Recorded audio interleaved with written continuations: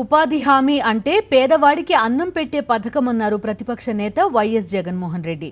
కేంద్రం నుంచి వచ్చే నిధులను సిమెంట్ రోడ్లకు, నీరు చెట్లు కార్యక్రమానికి మళ్లించి ప్రభుత్వం పేదవాడి పొట్టగొడుతోందని అన్నారు. ఎన్ఆర్ఈజీఏ ప్రోగ్రాం అంటే పేదవాడికి అన్నం పెట్టే ప్రోగ్రాం. నిజంగా ఈ ప్రోగ్రాంలో నిజంగా పేదవాడికి మంచి జరగాలి అని అంటే దీంట్లో మెటీరియల్ కాంపోనెంట్ లేకుండా చేస్తేనే చాలా మంచిది. కనీసం అప్పుడు ఎక్కువ పని దినాలు కల్పించవచ్చు, ఎక్కువ మంది కూలోళ్లకు మేలు చేయొచ్చు, ఇంకా ఎక్కువగా వాళ్ళకి ఇంకా ఎక్కువగా తిండి తినేదానికి డబ్బులు వచ్చే పరిస్థితి వస్తుంది. కానీ ఇవాళ సిమెంట్ రోడ్లు అని చెప్పి సిమెంట్ రోడ్లకు ఇవ్వద్దు అని ఎవరు చెప్పరు, కానీ ఈ డబ్బుల్లో నుంచి సిమెంట్ రోడ్లకు ఇస్తే ఇక ఆ మేరకు 1000 కోట్ల రూపాయల మేరకు మెటీరియల్కు సిమెంట్ కొనేదానికి, కంకర్ కొనేదానికి, ఇసుక కొనేదానికి దానికోసం డబ్బులు డైవర్ట్ చేస్తూ ఉన్నారు. నీరు చెట్టు కార్యక్రమం కూడా చెయ్యొద్దు అని ఎవరు అనడం లేదు, కానీ దీంట్లో నుంచి 2500 కోట్లు దీంట్లో నుంచి ఇస్తే ఈ పొక్లేన్లు పెట్టి ఆడ పొక్లేన్లు పెట్టి పనులు చేస్తూ ఉంటే ఆ మేరకు మిషనరీ కాంపోనెంట్ పెరిగి పేదవాడికి కడుపు నిండే కార్యక్రమం పోతా ఉంది అన్నది ఆలోచన చేయదగ్గ విషయం అన్నది మాత్రం మర్చిపోకూడదు.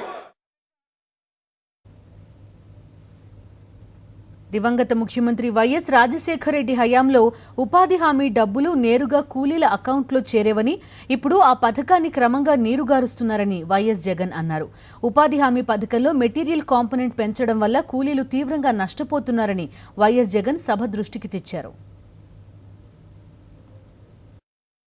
రాష్ట్రంలో 83,29,881 కుటుంబాల అధ్యక్ష, దీనికి సంబంధించి 1,76,00,000 మంది ఉపాధి కూలీలుగా నమోదు చేసుకోగా ప్రభుత్వం కేవలం 58 లక్షల మందికే పనులు కల్పిస్తోంది అధ్యక్ష.